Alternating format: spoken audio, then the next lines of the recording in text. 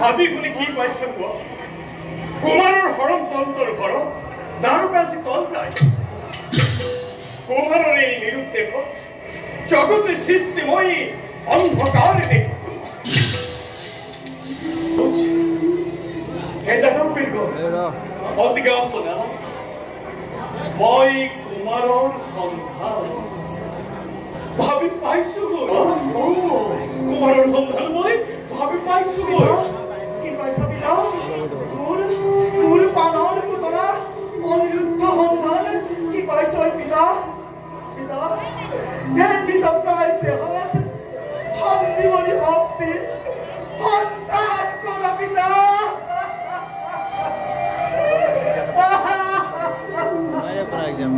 অতিকে অস্থিৰ হ'ব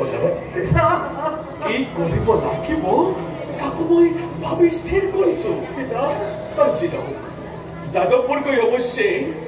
দ্বাৰাৱতীৰ গড় দেৱালত অংকিত কিমান অপূৰ্ব চিত্ৰলৈ মন নকৰাকৈ থকা নাই চিত্ৰবোৰ আমাৰ চকুত পৰিছে কিন্তু ইয়াৰ আতিগুৰি ভালকৰে বিশ্লেষণ কৰি চোৱা নাই সেই আপোনাৰ বাৰু মনত নপৰে তাহলে যে আমি ৰুক্মিণী হৰণৰ পাছত উলটি আহোঁতে ব্ৰহ্মপুত্ৰ নদীৰ উত্তৰ পাৰে কামৰূপ পৰা সুৰংগপুৰী দেখি আহিছিলোঁ নিশ্চয় নিশ্চয় কৃষ্ণ এই সেই পান ৰজাৰ ৰাজ্য কুমাৰৰ বাবে অংকিত যিটি অনুপমা কন্যাৰ চিত্ৰ দেখা যায় তেওঁ সম্ভৱত সেই পুৰীৰ অধিপতি পান ৰজাৰ জীয়াৰী আৰু পাছফালে যি সুন্দৰ ৰমণীৰ চিত্ৰ দেখা যায় তেওঁ সম্ভৱত সেই পুৰীবাসীৰ এগৰাকী কামৰূপিণী মায়াবিনী নিশ্চয় নিশ্চয় কৃষ্ণ আৰু সম্ভৱত দেৱী কুমাৰৰ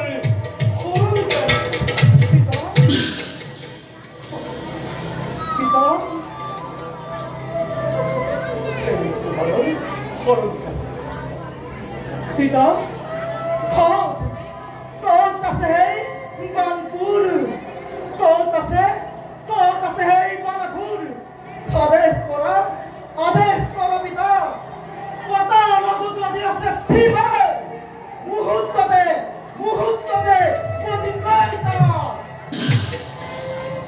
নহব বান ৰাজ্যটো প্ৰৱেশ কৰা নহয় ইমান সহজ দুৰ্জয় প্ৰতাপী সেই দানৱ ৰাজমান অখণ্ড প্ৰতাপ ভাৰতময় ৰাষ্ট্ৰ কৃষ্ণ চিন্তিছো মই চকুত পাই আগে সঠিক তাৰ পাছেহে ৰণযাত্ৰা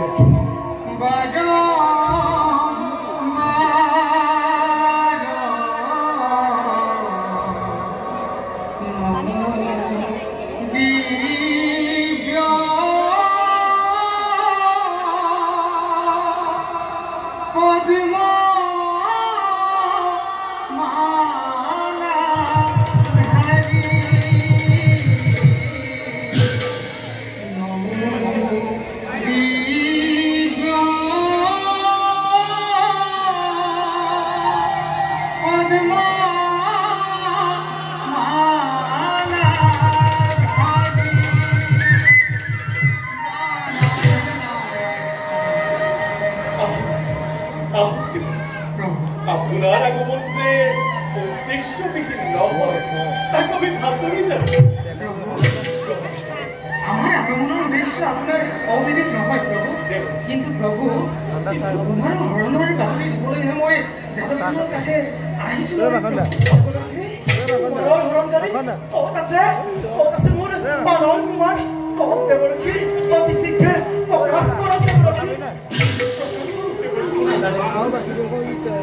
কন্যাপুৰৰ এগৰাকী মায়াবতী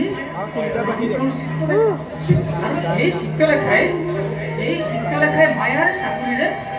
তীৰ্থ হৰণ কৰি নি ৫২ ৰজাৰ কন্যা উহাৰ হাতত পৰিছে দেৱৰক্ষী আৰু এই বানে নিৰ্মিত কৰা এখন অগ্নিগড়ৰ মাজত বিবাহ হৈছে দেৱৰক্ষী বিবাহৰ বাতৰি পাই প্ৰধানকৈ ৰাজনে কুমাৰক নাক পাখেৰে কৰিছে অতিকে বিপদ হৈছে যদিহে দয়াময়ে ৰণযাত্ৰা নকৰে তেন্তে কিন্তু কুমাৰ বিপদৰ পৰা মুক্তি নাপাব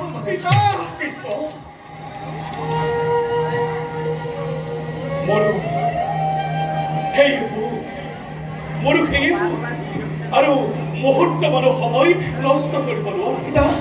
কালিলৈ প্ৰাতঃতে প্ৰত্যেকে পাছপনে সৈন্যনায়ক সহস্ৰাধিক সুদীপ্ত অস্ত্ৰেৰে সুসজ্জিত হয় দেৱৰক্ষীক পথ প্ৰদৰ্শক স্বৰূপে লৈ